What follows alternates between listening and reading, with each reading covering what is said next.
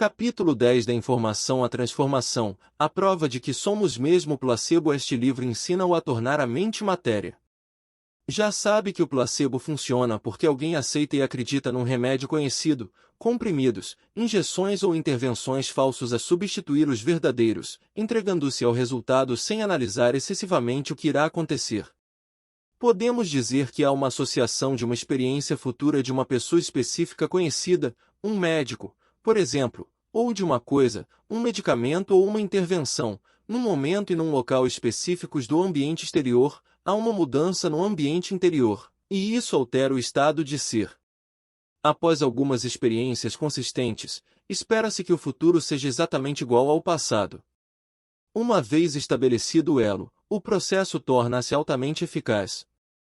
É um estímulo conhecido que produz automaticamente uma resposta conhecida. A questão de fundo é a seguinte: no efeito placebo clássico, a crença reside em algo que nos é exterior. Damos poder ao mundo material onde os sentidos definem a realidade. Mas poderá o placebo funciona a partir do mundo imaterial do pensamento, transformando a possibilidade desconhecida numa nova realidade? Seria uma utilização mais prudente do modelo quântico. As 3 participantes dos meus workshops que referi no capítulo anterior conseguiram esse feito. Todas escolheram acreditar mais em si próprias do que noutra coisa qualquer. Mudaram a partir do interior e passaram ao mesmo estado de ser de alguém que toma um placebo, sem que algo material o provocasse. É o que fazem muitos dos meus alunos para melhorarem. Quando percebem como funciona realmente o placebo, podem obter os mesmos resultados, dispensando comprimidos, injeções ou intervenções. Com base nas investigações que faço nestes workshops e nos testemunhos que recebo constantemente de pessoas de todo o mundo, sei que nós somos o placebo. Os meus alunos demonstram que, em vez de investirem a crença no conhecido, podem aplicá-la no desconhecido e torná-lo conhecido. Pense um pouco nisso. A ideia de cura verificável existe como realidade potencial no domínio quântico, até ser observada, realizada e, por fim, materializada. Existe como possibilidade num domínio de informação infinito, definido fisicamente como coisa nenhuma mas todas as possibilidades materiais combinadas. Desse modo, o futuro potencial de ter a remissão espontânea de uma doença existe como desconhecido localizado para lá do tempo e do espaço, até ser pessoalmente vivido e conhecido neste tempo e espaço. Quando o desconhecido para lá dos sentidos se tornar uma experiência conhecida com os sentidos, entramos no caminho da evolução. Assim sendo, com o tempo, a cura que vive insistentemente no mundo interior dos pensamentos e sentimentos deverá acabar por se manifestar como experiência exterior. E se tornar um pensamento tão real como a experiência no ambiente exterior, o corpo e o cérebro não deverão dar provas disso mais cedo ou mais tarde. Por outras palavras, se ensaia mentalmente esse futuro desconhecido com uma intenção clara e uma emoção elevada, vezes sem conta, com base naquilo que aprendeu, deverá sofrer mudanças neuroplásticas efetivas no cérebro e mudanças epigenéticas efetivas no corpo. E se continuar a passar para um novo estado de ser todos os dias, recordando o cérebro e condicionando o corpo a esse estado de ser, deverá ver no seu interior as mudanças estruturais e funcionais de quem toma um placebo. A figura 10.1 apresenta um gráfico que ilustra este processo com simplicidade. Então, será que se alinharmos a fé, que defino como acreditar num pensamento acima de tudo o resto, e a crença em algo conhecido, podemos centrar a atenção numa possibilidade desconhecida e, seguindo os princípios expostos nesta obra, tornar conhecida uma realidade desconhecida? Será que se assimilarmos emocionalmente a experiência na mente vezes suficientes podemos passar do imaterial para o material, do pensamento para a realidade? Figura 10.1 A maioria das mudanças começa com o simples processo de algo que nos é exterior a alterar algo que nos é interior. Se iniciarmos a nossa viagem interior e começarmos a mudar o mundo interior dos pensamentos e sentimentos, deveremos criar um estado de ser melhorado. Se insistirmos em repetir o processo durante a meditação, com o tempo, a nossa apresentação exterior deverá começar a sofrer mudanças epigenéticas, e nós tornamo-nos o nosso próprio placebo. Neste momento, já deve ter percebido que não precisa de comprimidos falsos, santuários, símbolos antigos, curandeiros, sejam eles modernos ou tradicionais, cirurgias falsas, ou terra santa para se curar. Este capítulo apresenta as provas científicas de como os nossos alunos o fizeram. Mudaram a biologia só com o poder do pensamento. O processo não se deu apenas na mente, também ocorreu no cérebro. Todas as provas apresentadas neste capítulo servem, desde logo, para o levar a constatar o poder da meditação. Gostaria que, vendo provas do que é possível fazer, aplicasse os mesmos princípios à sua própria transformação pessoal e colhesse os benefícios em todas as áreas da sua vida. Depois de ler estas histórias, quando chegar à parte 2, realizará a sua viagem interior com uma maior intenção, porque atribuirá mais significado ao que faz e, portanto, obterá melhores resultados. Do conhecimento à experiência ao ensinar este trabalho, aprendi uma coisa muito importante. Apercebi-me de que todas as pessoas acreditam secretamente na sua grandeza. No fim de contas, em certa medida, todas as pessoas, sejam CEO, o contínuo de uma escola, uma mãe solteira de 3 filhos, ou um recluso, acreditam naturalmente nelas próprias. Todos acreditamos na possibilidade. Todos imaginamos um futuro melhor para nós próprios do que a realidade em que vivemos atualmente. Desse modo, pareceu-me que se pudesse oferecer informação vital e as instruções necessárias para aplicar, as pessoas poderiam beneficiar de transformações pessoais, em diferentes graus. Afinal, a ciência é a linguagem contemporânea do misticismo. Transcende a religião, a cultura e a tradução. Desmistifica o místico e une a comunidade. Testemunhei-o vezes sem conta nos seminários que organizei em todo o mundo. Nos workshops avançados, em que eu e os meus colegas medimos as mudanças biológicas e energéticas dos participantes, tanto a nível individual como coletivo do grupo no seu todo, aplico vários dos princípios definidos neste livro, e muitos outros, para ensinar o modelo científico da transformação. O modelo vai evoluindo à medida que os alunos vão desenvolvendo as suas capacidades.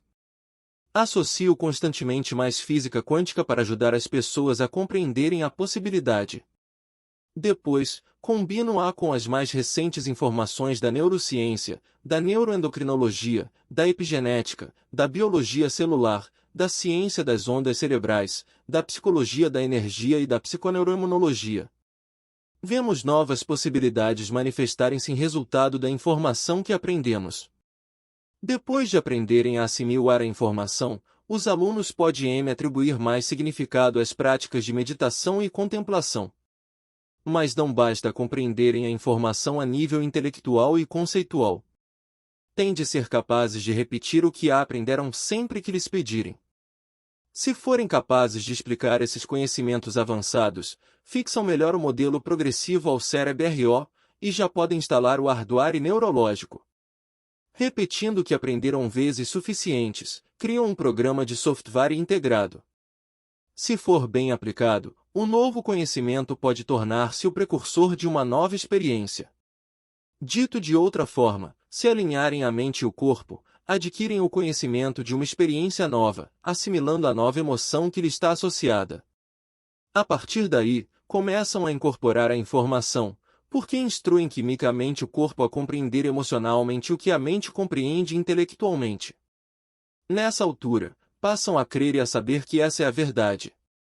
Mas o meu desejo é que, em vez de a realizarem uma só vez, os meus alunos repitam muito a experiência, até a tornarem uma nova capacidade, um novo hábito ou um novo estado de ser.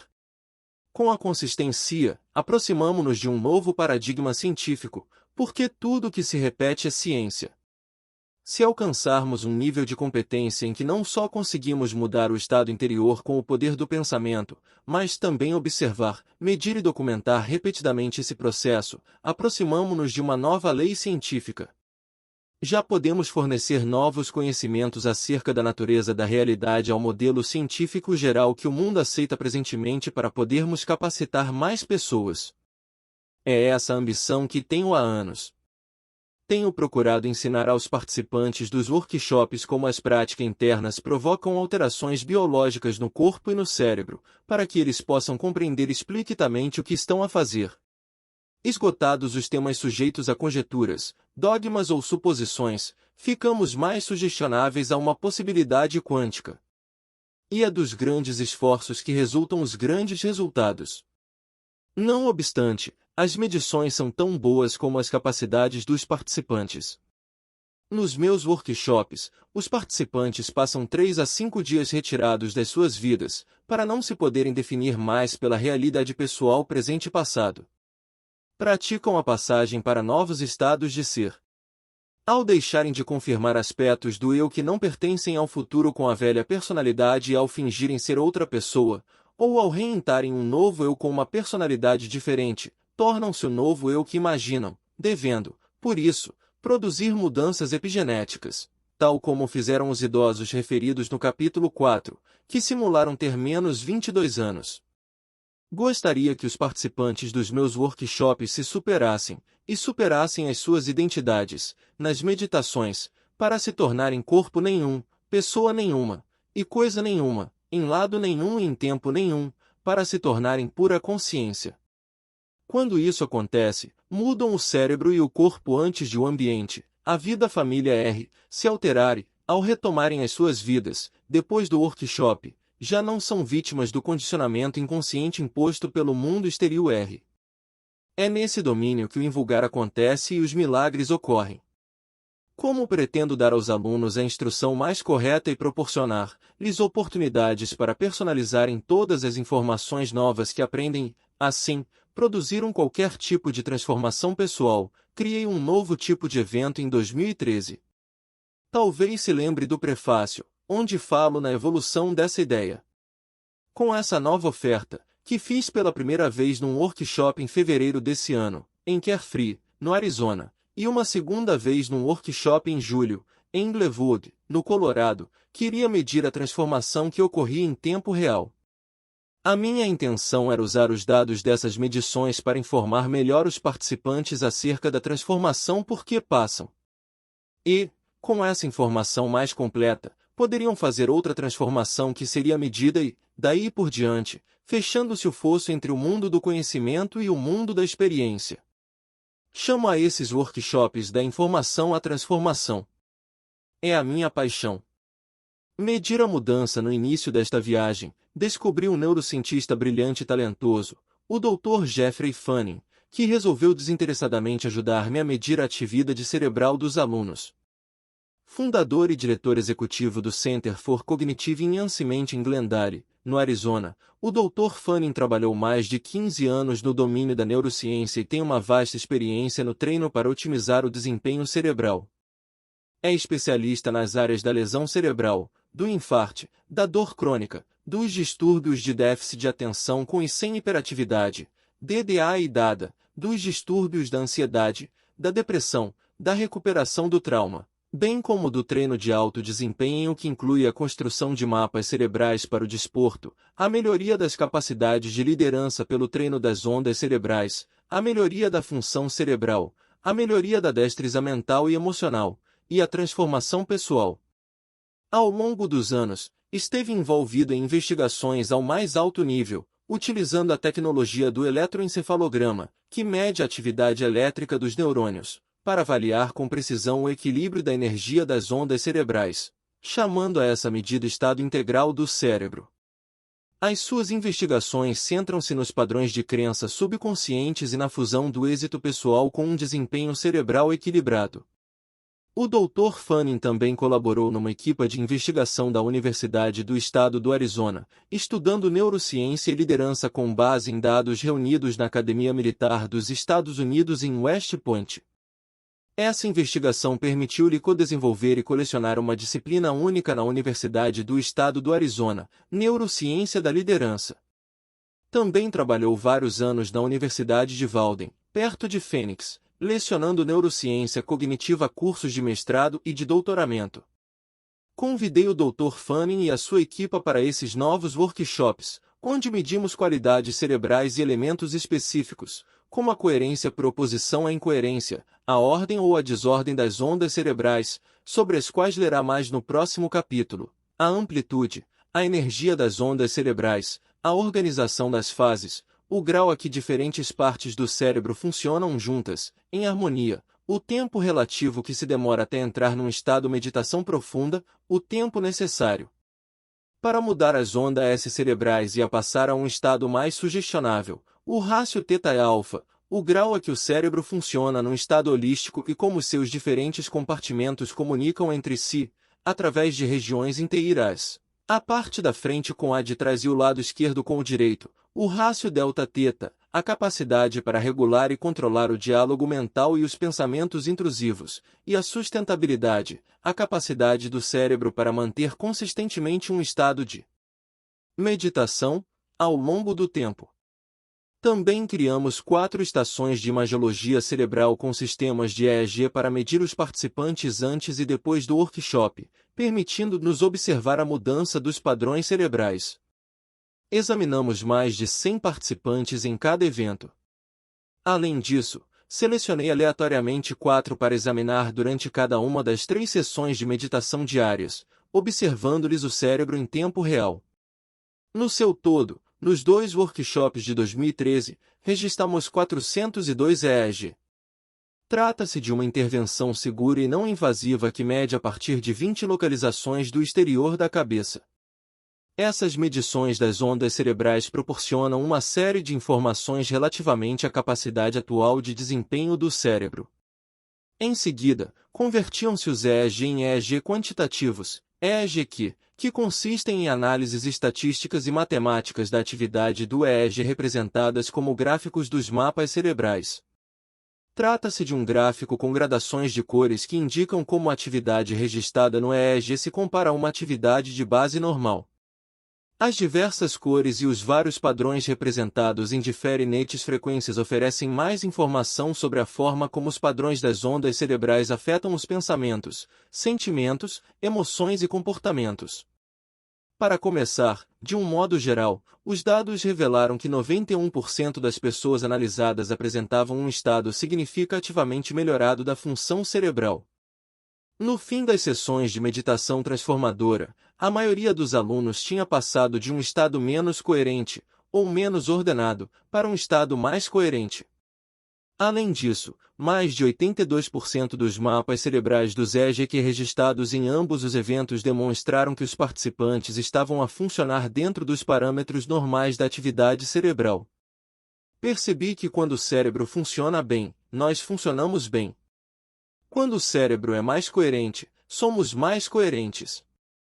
Quando o cérebro está num estado mais integral e equilibrado, estamos num estado mais integral e equilibrado. Quando somos capazes de regular os pensamentos negativos e intrusivos todos os dias, tornamo-nos menos negativos e intrusivos. E foi precisamente isso que observamos nos participantes desses eventos. A média para se entrar num estado meditativo e o manter é pouco superior a 1 minuto e meio. Isso significa que a maioria das pessoas demora a mudar as ondas cerebrais e a entrar num estado meditativo. O tempo médio que os nossos alunos levam a entrar num estado meditativo e a mantê-lo nos 402 casos avaliados é de apenas 59 segundos. É menos de 1 minuto. Alguns conseguiram alterar as ondas cerebrais, e o estado de ser, em 4, 5 ou 9 segundos. Quero esclarecer que não pretendo fazer disto uma competição, ou estaria a contradizer-me. Estes dados, porém, ilustram 2 aspectos importantes. Primeiro, ultrapassar a mente analítica das ondas cerebrais beta e entrar num estado mais sugestionável é uma capacidade que podemos melhorar com uma prática regular. Segundo, os alunos conseguem utilizar os métodos que eu e os meus colegas ensinamos para ultrapassarem os cérebros pensantes e acederem ao sistema operativo da mente subconsciente com relativa facilidade. É interessante constatar que as nossas investigações também revelam uma padronização consistente e notória do funcionamento holístico dos cérebros dos nossos alunos. Observamos padrões significativos de alternância alfa-beta, como diferentes compartimentos cerebrais comunicam entre si, nos lóbulos frontais, quando a pessoa medita. Isso significa que as 2 metades do cérebro estão a comunicar de forma mais equilibrada e una. O rácio dos padrões duplos dos lóbulos frontais que observamos repetidamente parece produzir a experiência de um alto nível de gratidão que surge vezes sem conta, num determinado ritmo e por ondas. Assim sendo, segundo sugerem os dados, quando se encontram nesse estado intensificado de gratidão no ensaio mental, a experiência interior é tão real que os alunos acreditam estar mesmo a viver os acontecimentos em tempo real, ou já os ter vivido. Sentem-se gratos, porque é essa emoção que sentimos quando nos acontece o que queremos. Os praticantes de meditação mais experientes também acusaram um aumento nos rácios das ondas cerebrais θ-alfa de baixo alcance, o que significa que podem passar bastante tempo em estados alterados.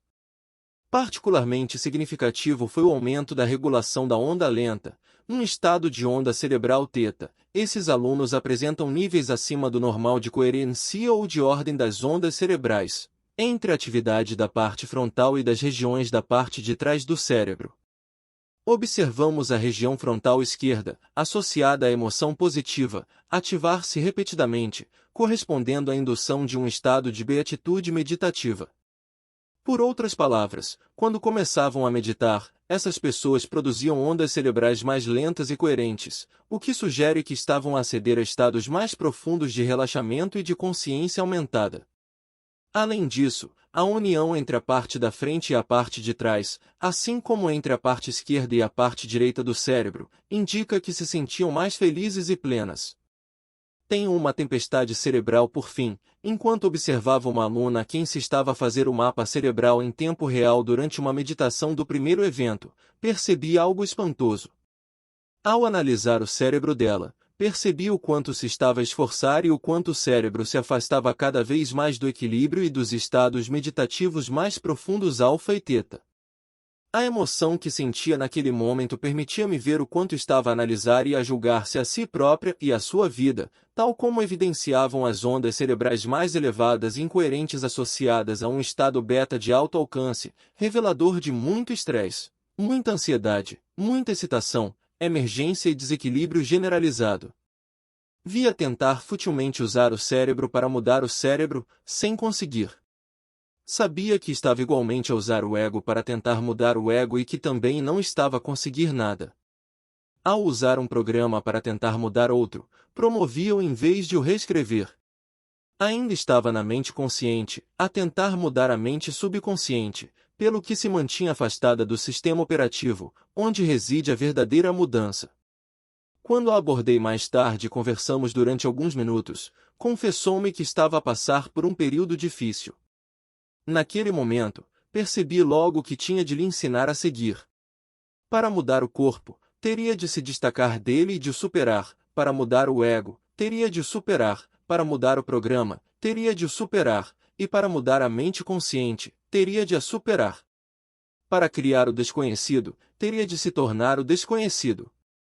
Para criar materialmente uma nova experiência, teria de se tornar um novo pensamento imaterial sobre coisa nenhuma material. Para mudar o tempo e o espaço, teria de superar. Ela teria de se tornar pura consciência. Teria de superar as associações que fazia a uma identidade que se associava ao ambiente conhecido, a casa, o emprego, o cônjuge, os filhos e os problemas, superar o corpo, o rosto, o gênero, a idade, o peso e a aparência, e superar o tempo, o previsível hábito de viver no passado ou no futuro, sempre a perder o momento presente. Para criar um novo eu, teria de superar o eu atual. Teria de desobstruir o próprio caminho, para deixar passar qualquer coisa nova. Nunca funciona se formos matéria a tentar mudar matéria. Nada acontecerá se formos partícula a tentar mudar partícula, porque se vibramos à mesma velocidade a que vibra a matéria, não podemos exercer um efeito significativo sobre ela. É a nossa consciência, o pensamento interior, e a nossa energia, a emoção elevada, que influenciam a matéria. Só podemos alterar o cérebro, o corpo e a vida para criar um novo futuro no tempo, se estivermos conscientes. E uma vez que é a consciência que dá forma a todas as coisas e que utiliza o cérebro e o corpo para produzir diferentes níveis mentais, se nos tornarmos pura consciência, tornamo-nos livres. Então, comecei a deixar os meus alunos meditarem mais tempo, tornando-se pessoa nenhuma, corpo nenhum, coisa nenhuma, em tempo nenhum e lado nenhum, até se sentirem bem no domínio infinito das possibilidades. Queria que a consciência subjetiva dos alunos passasse mais tempo fundida com a consciência objetiva do domínio. Tinham de encontrar o melhor ponto do momento presente e investir a energia e a consciência num vazio que não é realmente um espaço oco, mas sim um espaço preenchido de um número infinito de possibilidades, até se sentirem bem no desconhecido. Só podiam começar a criar quando estivessem verdadeiramente presentes nesse local poderoso para lá do tempo e do espaço, de onde vêm materialmente todas as coisas. Foi então que começaram a dar-se mudanças reais nos workshops. Breve panorâmica dos aparelhos de imagiologia cerebral utilizados. Quero apresentar-lhe 2 tipos de leitura das imagens do cérebro para que possa ver e compreender as mudanças que estou prestes a mostrar. Simplifiquemos. O primeiro tipo de exame que utilizamos mede os graus de atividade entre as áreas cerebrais. Observe a figura 10.2, junto das restantes figuras deste capítulo, nas páginas a cores. As imagens apresentam os mapas de 2 tipos relativo dessa atividade. A hiperatividade, ou suprarregulação, é representada por linhas vermelhas, que ligam diferentes pontos do cérebro.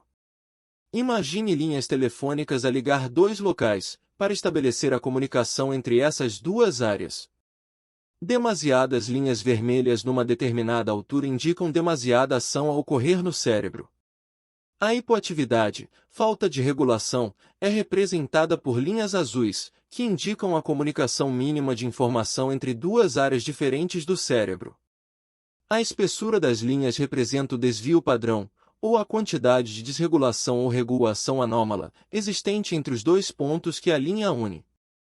Por exemplo, as linhas vermelhas finas indicam que o nível de atividade entre esses pontos é 1,96 desvios padrões, dp, acima do normal. As linhas azuis finas indicam que o nível de atividade entre esses 2 pontos é de 1,96 dp abaixo do normal. As linhas médias indicam 2,58 dp, ou acima, vermelhas, ou abaixo, azuis, do normal. E as linhas espessas indicam 3,09 dp acima ou abaixo do normal. Desse modo, a presença de muitas linhas vermelhas espessas numa imagem indica que o cérebro está a esforçar-se demasiado. A presença de muitas linhas azuis espessas sugere comunicação reduzida entre as diferentes áreas do cérebro e, por conseguinte, pouca atividade cerebral.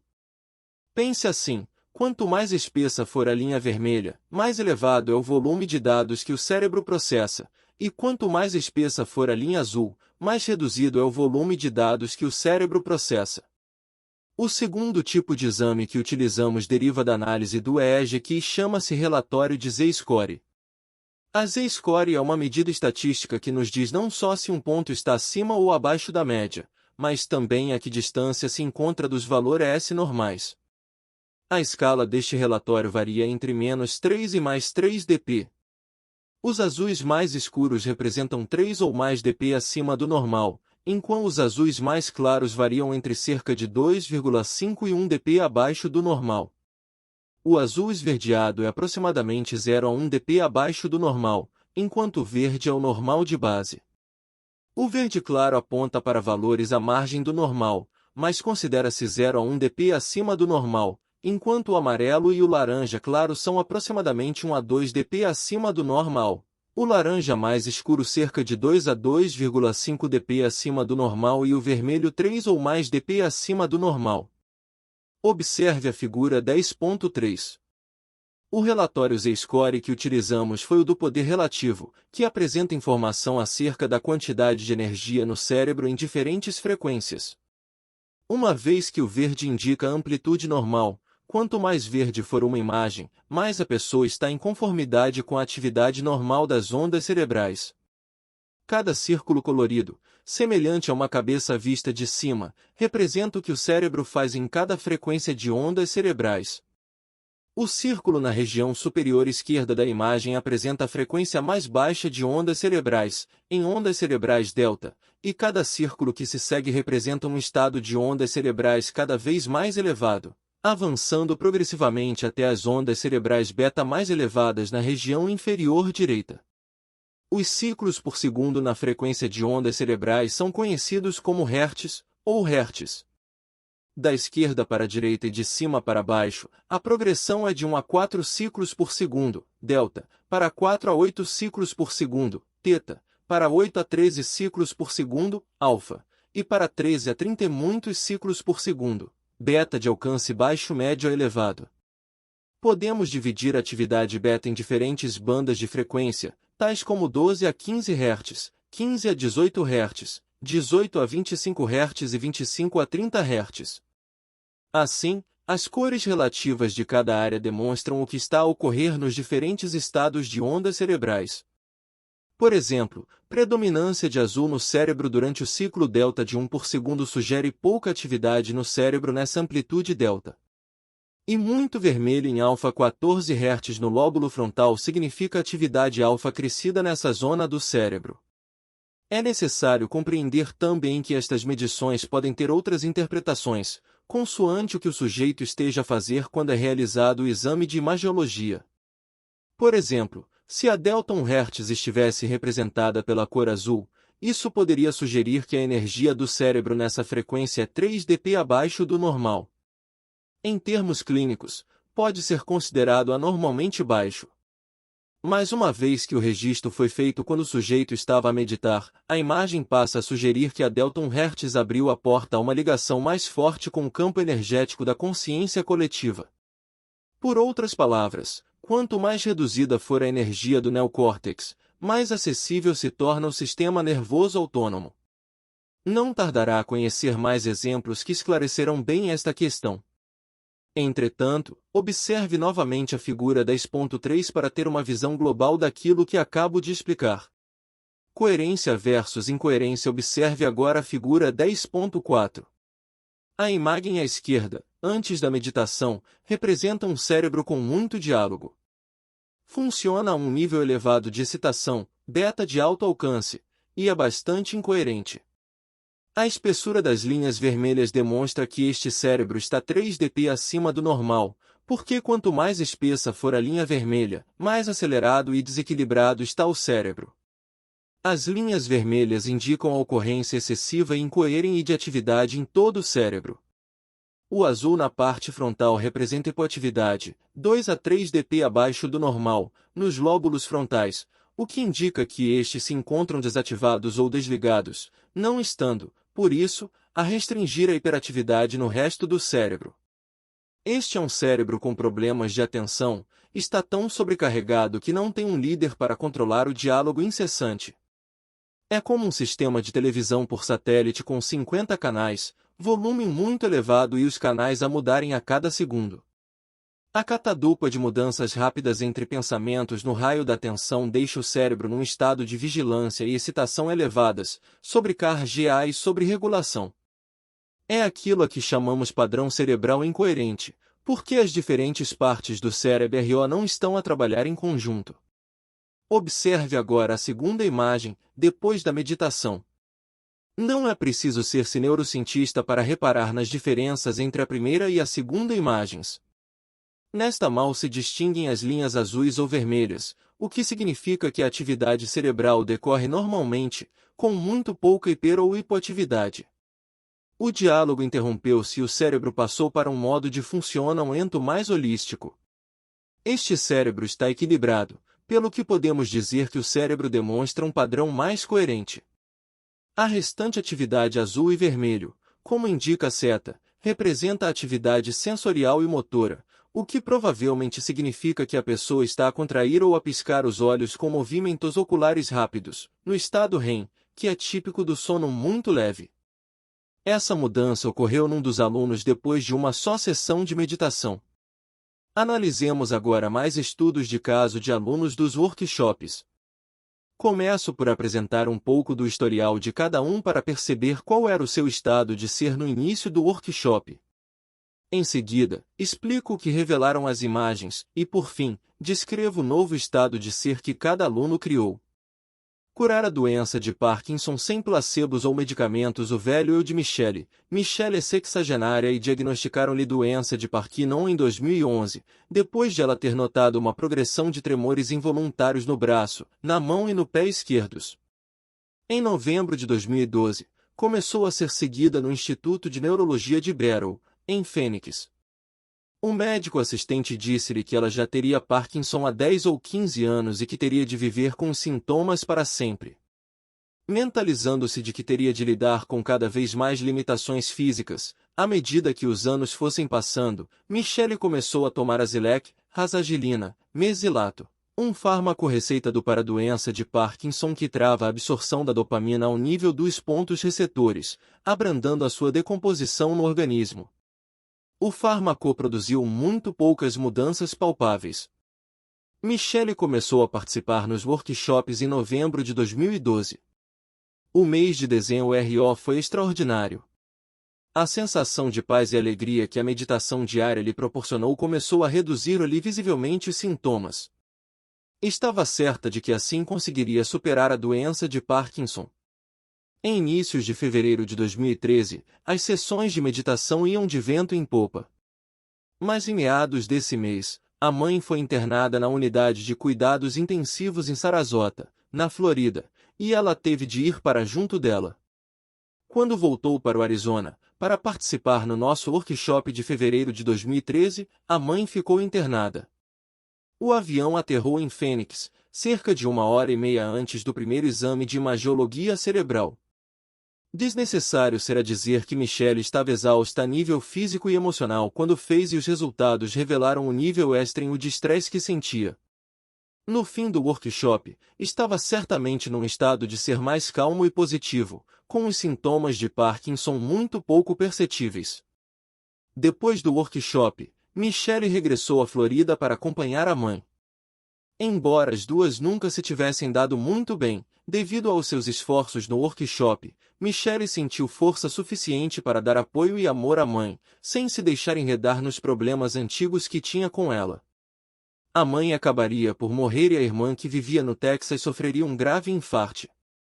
Entre a doença e morte da mãe e o infarte da irmã, Michelle viu-se obrigada a viajar constantemente da Flórida para o Texas, para lidar com os desafios que a família enfrentava. A rotina dela sofreu muito com isso e, em junho, já não meditava. A vida atrapalhara-lhe os planos e deixará-a cheia de responsabilidades. Deixar de fazer a meditação era como deixar de tomar o placebo. Quando os sintomas reapareceram, retomou a meditação e fez grandes progressos. Os exam de imagiologia cerebral de Michelle, uma vez que Michelle vive muito perto da clínica do Dr. Fanny no Arizona, conseguimos seguir-lhe os progressos durante mais de 5 meses, fazendo-lhe uma série de 6 exames periódicos de imagiologia cerebral. Passo a relatar a sua evolução nesse período.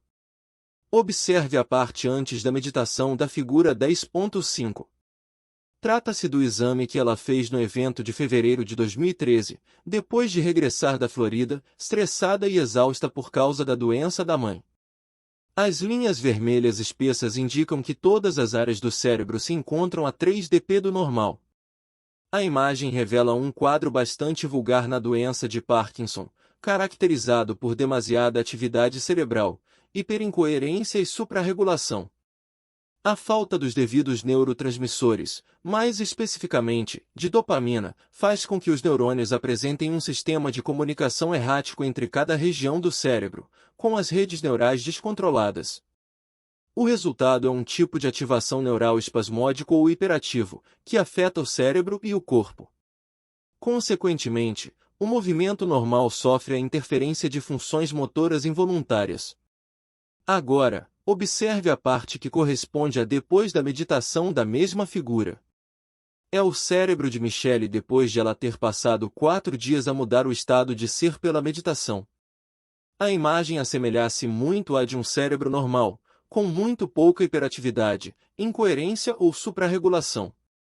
No fim do nosso evento, já não sofria de tremores e contrações involuntários, nem de quaisquer problemas motores, e o exame de imagiologia cerebral comprova essa mudança. Passemos à leitura do EEG da figura 10.6a, antes da meditação. Se olhar do meio da segunda fila até a última, as imagens azul, verá que o cérebro de Michele não revela quaisquer ondas cerebrais alfa ou beta em funcionamento. Lembre-se de que o azul representa uma atividade cerebral serenada. A doença de Parkinson caracteriza-se tipicamente por uma redução da atividade cognitiva, interferências na capacidade de aprendizagem e perda de funcionamento. Neste caso, notamos que Michele não consolida nova informação. Não consegue manter uma imagem interna, porque não produz ondas cerebrais alfa. Os padrões beta de muito curto alcance também revelam que tem dificuldade na manutenção de certos níveis de consciência. Toda a energia do cérebro é canalizada para a gestão da hiperincoerência, sendo por isso como uma lâmpada que passa dos 50 watts para os 10 watts. O volume de energia do cérebro é reduzido. Se observar a parte que corresponde a depois da meditação, verá o que parece ser um cérebro muito melhorado e equilibrado. Todas essas áreas verdes, na maioria das imagens indicadas com setas, representam uma atividade cerebral normal e equilibrada. O cérebro dela já pode funcionar em alfa e permitir-lhe passar para estados interiores com maior facilidade, lidar melhor com o estresse e aceder ao sistema operativo subconsciente para influenciar as funções autônomas. Até a atividade beta normalizou, verde, o que indica que ela está mais consciente, alerta e atenta. A atividade equilibrada resultou em muito poucos problemas motores. As áreas vermelhas circundadas na base em beta de alto alcance significam ansiedade. É a atitude com que Michele se debate e que tenta mudar a partir de uma perspectiva interna. Por coincidência, foi precisamente a ansiedade que lhe agravou os sintomas de Parkinson. Ao reduzir a ansiedade, reduz os sintomas da doença. Para ela, os tremores representam desequilíbrio na sua vida. Quando regula os estados interiores, produz mudanças na realidade exterior. 3 meses depois, Michele repetiu o exame de imagiologia cerebral no consultório do Dr. Fanning. O exame de 9 de maio de 2013, representado na figura 10.6b, apresenta o cérebro em processo de melhoria e foi precisamente isso que Michele relatou sentir. Ela continua a melhorar, apesar de todos os fatores de estresse da sua vida. Fazendo as meditações diárias, considere que é a sua toma diária de placebo. Michele está constantemente a mudar o cérebro e o corpo para superar as condições do seu ambiente. O exame mostra que caiu quase outro desvio padrão em relação ao anterior, apresentado na base do gráfico. Vê-se claramente que a ansiedade ainda está a melhorar e, consequentemente, o estado de saúde. Menos ansiedade traduz-se em menos tremores. Ao manter e memorizar esse estado de ser por um período de tempo mais alargado, o cérebro apresenta as mudanças. Se observarmos o exame que Michele fez no workshop de 3 de junho de 2013, na figura 10.6c, notam-os uma ligeira regressão no progresso, embora ainda esteja melhor do que quando começou.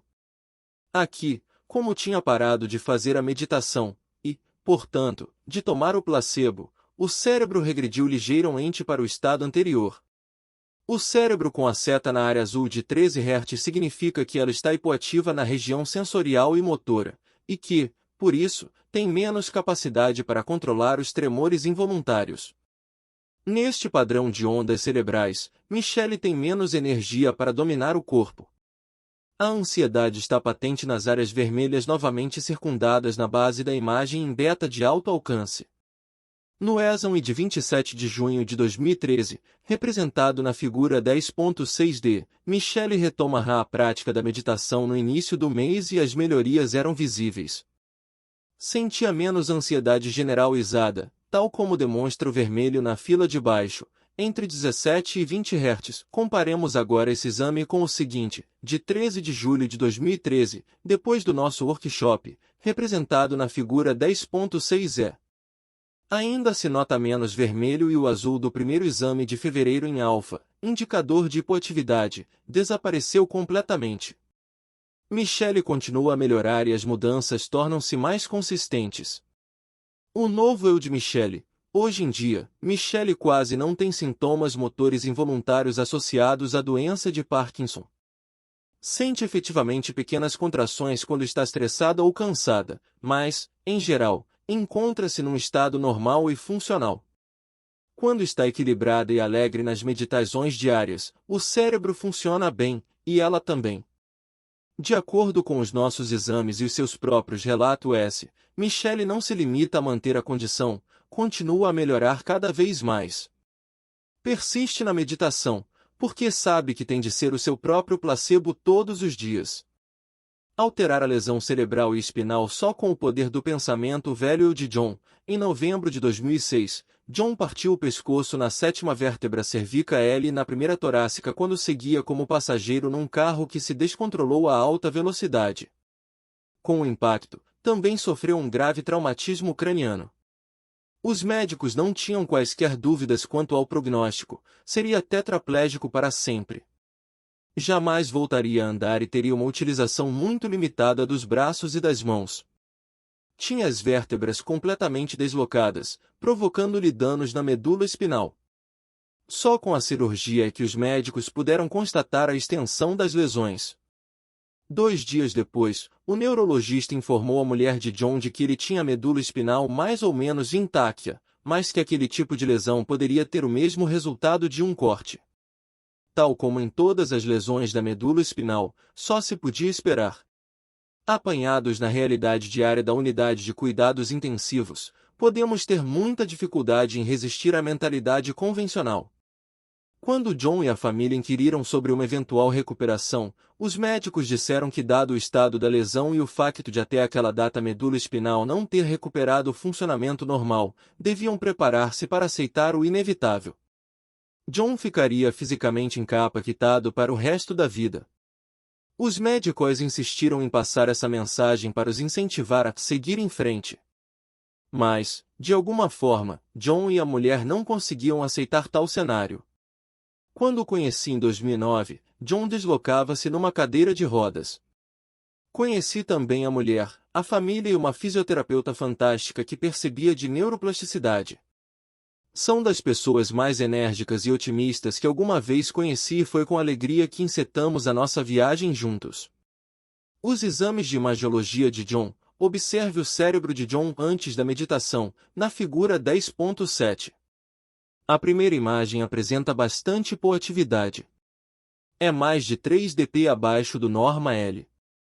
Com espessas linhas azuis, os valores da coerência são o oposto dos da doença de Parkinson de Michelle, cujo estudo apresentava espessas linhas vermelhas.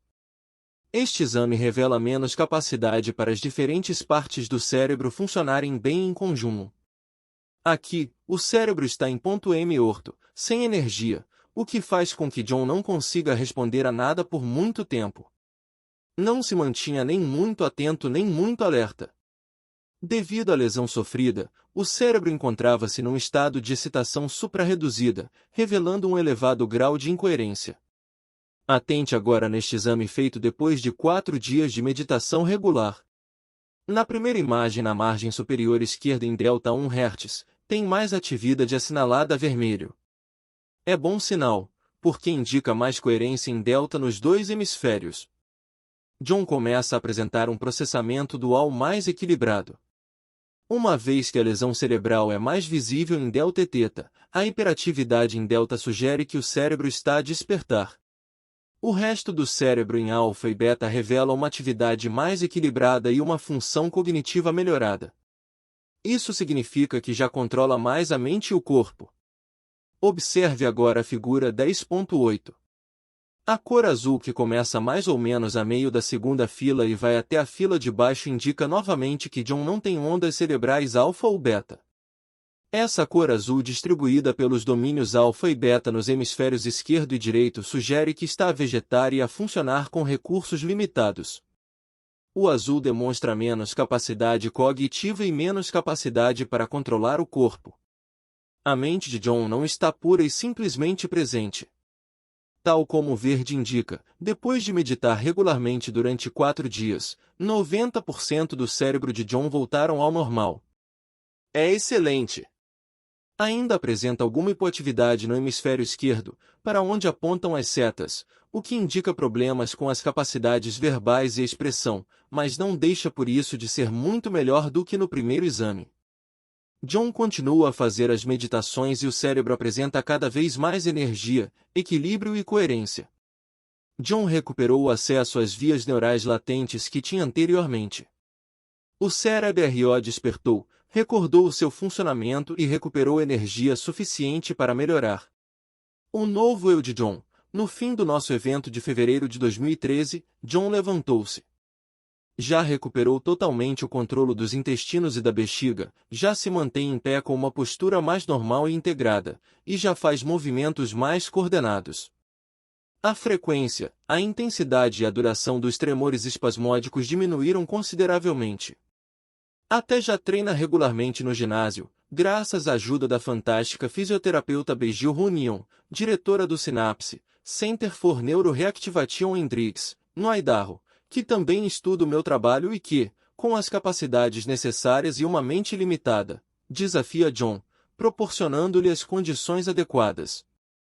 Nos exercícios de agachamento vertical sem apoio, passou de um ângulo de 10 graus para um ângulo de 45 graus. John já consegue sentar-se com total controle. É também capaz de realizar um exercício de fisioterapia em que tem de afastar um elemento móvel do corpo com os músculos S das pernas e do torso, com resistência. Já se sustem completamente de gatas e começa a deslocar-se assim. Poucos meses depois do workshop, John surpreendeu a equipa médica com todas as suas melhorias em termos de funcionamento cognitivo. Os progressos que fez superaram tudo que especialistas tinham visto noutros pacientes com lesões na medula espinal.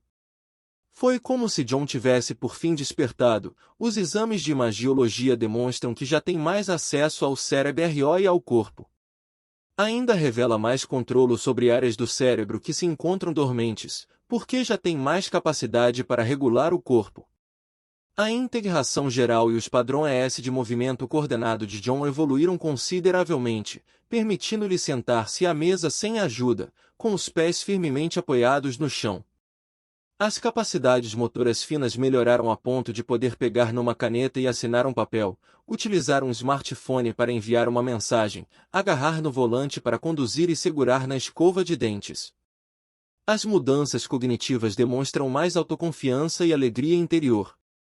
Tem muito mais sentido de humor e está mais alerta do que nunca.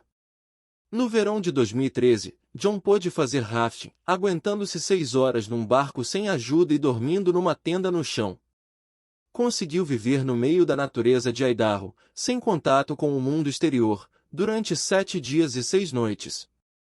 Um ano antes não seria capaz. Sempre que falo com ele, John diz-me, Doutor Joe, não faço ideia do que se está a passar. Respondo sempre o mesmo. Assim que perceberes o que se passa, acaba tudo, John. O desconhecido está para além da nossa compreensão. Acolhe-o.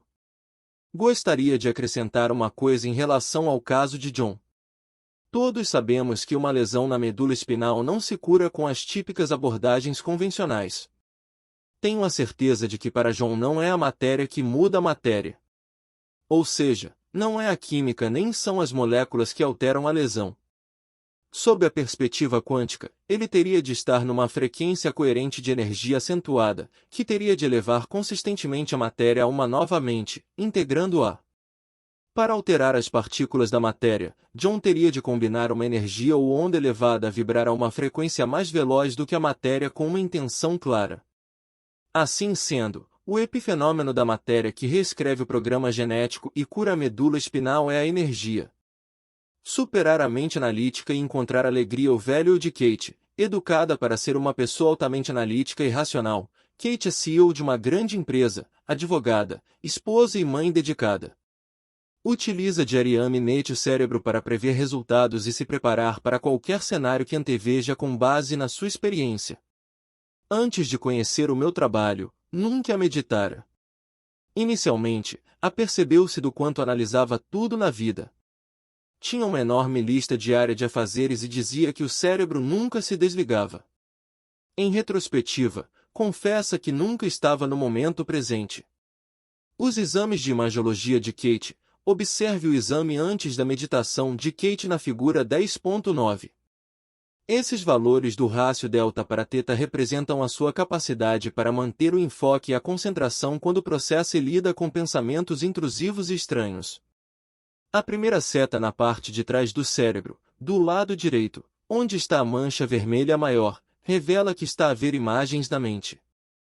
A segunda seta, perto da área vermelha mais pequena, do lado esquerdo, indica que Kate está a discutir internamente essas imagens consigo própria. A imagética e o constante diálogo mental prendem o cérebro numa espiral. No exame depois da meditação feito no fim do workshop, vemos claramente que o cérebro de Kate está mais equilibrado, integral e normal. Já não apresenta diálogo mental, porque o cérebro integra e processa a informação com mais eficácia. Encontra-se num estado de coerência e a mudança no estado cerebral faz-se acompanhar de mais alegria, clareza e amor. Vejamos agora os valores da coerência na figura 10.10. No início do workshop, o cérebro de Kate estava em beta de alto alcance, altamente excitado, altamente analítico e no modo de emergência. As linhas vermelhas ESPs SAS em alfa e beta revelam que está 3 dp acima do normal. O cérebro está hiperativo, desequilibrado e muito incoerente, e ela tem dificuldade em controlar a ansiedade. Observemos o exame depois da meditação feito no último dia do evento de fevereiro.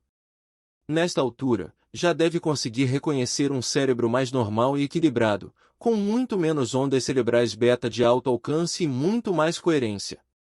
Como Kate ainda tinha bastante trabalho pela frente, fizemos uma experiência depois do workshop, porque ela vive na zona de Fênix e podia ir à clínica do Dr. Fanning. Mostrando-lhe a imagem de um cérebro normal, saudável e equilibrado num exame de EEG que, a verde, o Dr. Fanning disse-lhe que era aí que tinha de centrar a atenção. Em seguida, sugeriu-lhe que, depois de passar a um novo estado de ser com a meditação diária, selecionasse esse potencial resultado para os 29 dias seguintes. Passaria então a atribuir mais significado ao placebo e fixaria uma intenção mais elevada em relação aos benefícios do resultado. Funcionou. Se olhar para a figura 10.11, que representa o exame de 8 de abril de 2013, cerca de 6 semanas depois, verá um cérebro ainda mais normal, sem vestígios de ansiedade, a vermelho. Observe também a figura 10.12. Repare nos progressos que ela fez, desde 20 de fevereiro de 2013, quando o exame se apresenta vermelho nas frequências de ondas cerebrais mais elevadas, 21 a 30 Hz, até o evento de finais de fevereiro, onde o exame mudou para verde na segunda imagem, sendo por isso muito mais normal. As zonas vermelhas demonstram níveis de ansiedade muito elevados, beta de alto alcance, e análise excessiva, porque as ondas cerebrais das frequências mais elevadas, 21 a 30 Hz, estão hiperativas, o cérebro estava a trabalhar demasiado. No início de abril, como se vê na figura 10.13, o cérebro de Kate já se mostra equilibrado, coerente e muito mais sincronizado. Hoje em dia, Kate tem um cérebro muito diferente e diz que se sente realmente outra pessoa. O novo eu de Kate. Kate diz que viveu inúmeras mudanças positivas, em termos de carreira, vida diária e relações. Medita todos os dias e se começa a achar que não tem tempo para isso, faz questão de o arranjar. Sabe que a atitude que lhe criou o desequilíbrio mental e cerebral está relacionada com o tempo e as condições do ambiente exterior. Kate diz que obtém mais facilmente com muito menos esforço as respostas para as suas perguntas. Ouve mais o coração e não se permite entrar em ciclos de vigilância. Raramente se deixa arrastar para essas espirais e considera que se tornou uma pessoa mais bondosa e paciente. Kate está mais feliz de dentro para fora. Curar quistos fibrosos mudando a energia. O velho de Bonnie. Em 2010, Bonnie começou a sentir muito mais dores e a ter muito mais hemorragia no ciclo menstrual. Quando procurou ajuda, diagnosticaram-lhe produção excessiva de estrogênio e incentivaram-na a começar um tratamento de reposição hormonal bioidêntica. Com 40 anos, aquela solução parecia-lhe muito radical. Bonnie lembrava-se de que a mãe tivera os mesmos sintomas com essa idade, fizeram tratamento hormonal e acabará por morrer com cancro na bexiga. Muito embora possa não existir um elo específico entre a terapia hormonal e o cancro na bexiga, o que chamou a atenção de Bonnie foi o facto de ter os mesmos sintomas físicos que a mãe tinha. Não queria desenvolver o mesmo resultado. A hemorragia vaginal começou a durar mais, por vezes, 2 semanas, tornando-a anêmica e letárgica. Por causa disso, Bonnie engordou 9 quilogramas. Perdia uma média de 2 litros de sangue por mês no ciclo menstrual. A ecografia pélvica confirmou a existência de quistos fibrosos. Depois de fazer uma série de análises ao sangue, informaram-na de que era perimenopáusica e o mais certo seria ter um quisto no ovário. O especialista que lhe recomendou a terapia hormonal disse-lhe que esses quistos não desaparecem e que não havia forma de travar a hemorragia. Selecionei aleatoriamente Bonnie para lhe fazer um mapa cerebral no evento de Inglewood, no Colorado, em julho de 2013. Ficou mortificada quando lhe disse que tinha sido selecionada. O ciclo menstrual começara na véspera do workshop e ela tinha de usar uma fralda enorme para absorver a quantidade de sangue que perdia. Quando, após várias meditações, pedi aos alunos para se deitarem, Bonnie tinha receio de se sujar de sangue. Ficar sentada também não era cômodo, por causa das dores que sentia. Apesar disso, Bonnie queria continuar a praticar as técnicas de meditação todos os dias, para pacificar a mente. Na primeira meditação, quando lhe traçávamos o mapa cerebral, Bonnie teve uma experiência que só consegue descrever como sendo mística. Sentiu o coração abrir e expandir. A cabeça foi para trás e a respiração alterou-se. Bonnie viu o corpo inundar-se de luz, sentiu uma tremenda sensação de paz e ouviu dizer: "Sou amada, abençoada e lembrada." Desatou a chorar durante a meditação e o exame cerebral revelou que estava num estado de beatitude. Os ESAM de imagiologia de Bonnie. Observe o EEG de Bonnie na figura 10.14. Tivemos a sorte de captar toda a experiência em tempo real. O primeiro gráfico apresenta uma atividade das ondas cerebrais normal. Está tudo equilibrado e tranquilo. Se observar os 3 exames de Bonnie na figura 10.15, que captam o que lhe estava a acontecer em diferentes momentos da meditação, verá amplitude e energia elevada nos lóbulos frontais, indicando que estava a processar bastante informação e emoção. Encontrava-se num estado de consciência expandido e experienciava picos em intervalos distintos. A maior parte da atividade ocorreu nas ondas cerebrais θ, o que significa que ela se encontrava na mente subconsciente. A vivência interior era muito real para ela nesse momento. Estava tão centrada no pensamento que este se tornou experiência.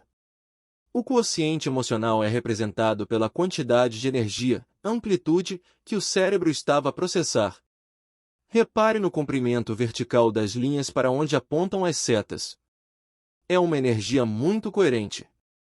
Bonnie encontrava-se num estado superior de consciência. Agora, observe a figura 10.16. O exame de EEG de Bonnie feito em tempo real tem uma seta a apontar para um hertz nas ondas cerebrais delta, ilustrando a ligação dela ao domínio quântico, azul. Bonnie também apresentava mais energia no lóbulo frontal nas ondas cerebrais θ, a vermelho, correspondendo exatamente ao que acontecia no EEG. Repare no círculo vermelho a assinalar os lóbulos frontais e na seta a apontar para a vista de cima do lóbulo frontal mesmo abaixo. A imagem que vê retrata a atividade cerebral de Bonnie durante toda a meditação. Dado que uma das funções do lóbulo frontal é tornar os pensamentos reais, o que ela experienciou em θ com os olhos fechados pareceu-lhe muito real. Podemos dizer que a experiência interior de Bonnie se assemelhou à de um sonho muito nítido e lúcido. A seta vermelha a 12 Hz em alfa, isolando a zona vermelha no centro do cérebro, revela a tentativa de Bonnie de entender a experiência interior e processar o que via com a visão mental. O resto do cérebro estava saudável e equilibrado, a verde. O novo eu de Bonnie. A experiência de Bonnie nesse dia mudou-a para sempre. A amplitude de energia relacionada com a experiência interior superou qualquer experiência passada do ambiente exterior e, portanto, fez com que o passado fosse biologicamente removido. A energia do pico momentâneo da meditação ultrapassou os programas integrados do cérebro e o condicionamento emocional do corpo, e o corpo respondeu instantaneamente a uma nova mente e a uma nova consciência. Bonnie alterou o estado de ser. Em menos de 24 horas, a hemorragia parou completamente. Deixando de ter sintomas dolorosos, percebeu instintivamente que estava curada. Nos meses que se seguiram ao evento, Bonnie só teve ciclos menstruais normais. Desde o workshop que nunca mais sofreu dores ou hemorragias excessivas. Sentir êxtase. O velho eu de Genevieve, artista e música com 45 anos, Genevieve reside atualmente na Holanda e viaja muito por causa da sua vocação. No evento de fevereiro, eu e o Dr. Fanny analisamos-lhe o cérebro durante a meditação. A meio da sua viagem interior, começamos a reparar em mudanças significativas na energia dela. Ao fazermos a mesma leitura do seu exame, olhamos um para o outro, à espera de que acontecesse qualquer coisa. Momentos depois, quando olhamos para ela, vimos lágrimas de alegria deslizarem-lhe pela face. Genevieve estava em êxtase. Estava no auge do prazer e o corpo respondia prontamente. Nunca tínhamos visto nada assim. Os exames de imagiologia de Genevieve, se observar a figura 10.17, verá a imagem de um cérebro relativamente normal, captada antes de Genevieve começar a meditar. As zonas verdes espalhadas pelo cérebro revelam uma mulher saudável e bem adaptada com um cérebro equilibrado. As zonas azuis, de menor atividade sensorial e motora antes do início da meditação, em alfa, de 13 a 14 Hz, onde vê as setas, indicam provavelmente jet lag, porque chegará nesse mesmo dia da Europa. Se observar o cérebro de Genevieve durante a meditação, notará um aumento generalizado no equilíbrio. O que aconteceu a seguir foi absolutamente espantoso. Quando a vimos alcançar esse pico, no fim da meditação, percebemos, com base na análise dos seus exames, que ela tinha bastante energia no cérebro. Agora observe a figura 10.18. O tipo de atividade representado a vermelho, demonstrando grandes quantidades de energia em todas as frequências de ondas cerebrais, sugere que Genevieve se encontra num estado altamente alterado. Quem não soubesse que ela estava a meditar e só visse o exame diria que ela estava a sentir um nível muito elevado de ansiedade ou psicose. Mas uma vez que no testemunho pessoal se descrevia como estando em puro êxtase, sabemos que o vermelho representa uma enorme quantidade de energia no cérebro que está 3 dp acima do normal. A energia na forma de emoção armazenada no corpo comumente é libertada e regressa ao cérebro. A figura 10.19, que apresenta a leitura do EEG, confirmam. Se observar as linhas roxas, onde se encontra a seta, verá que essa parte do cérebro está a processar 10 vezes mais energia do que o normal. A zona circundada a vermelho diz-nos que a experiência é tão profunda a nível emocional que ficará armazenada na memória de longo prazo de Genevieve. Ao mesmo tempo, ela também tenta compreender verbalmente o que lhe está a acontecer nesse momento.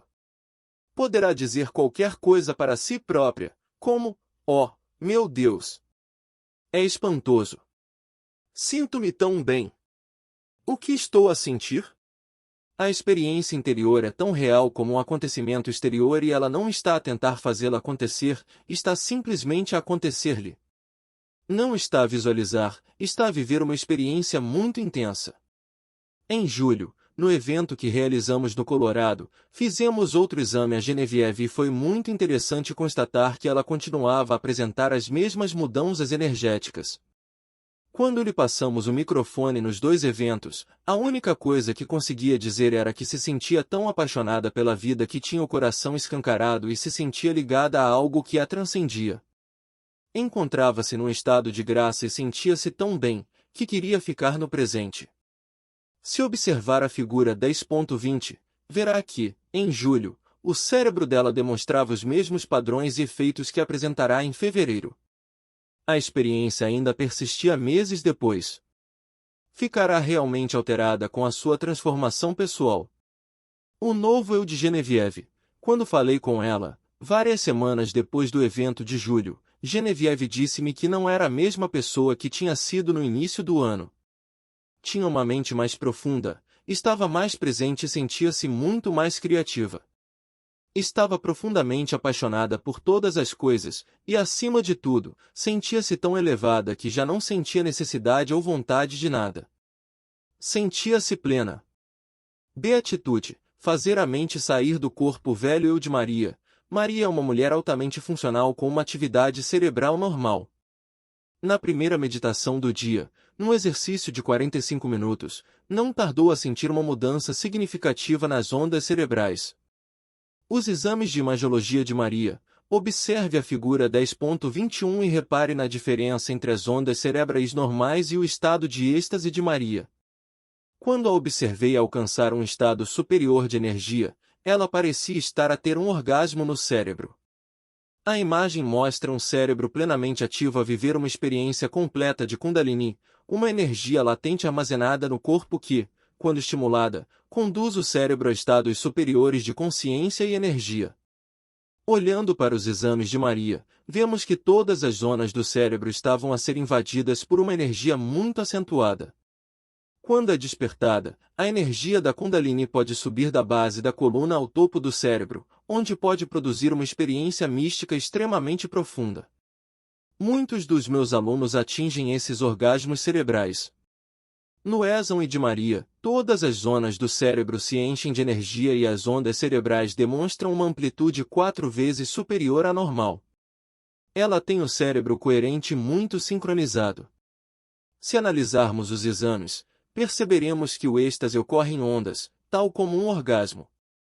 Maria não fazia por isso, acontecia-lhe simplesmente.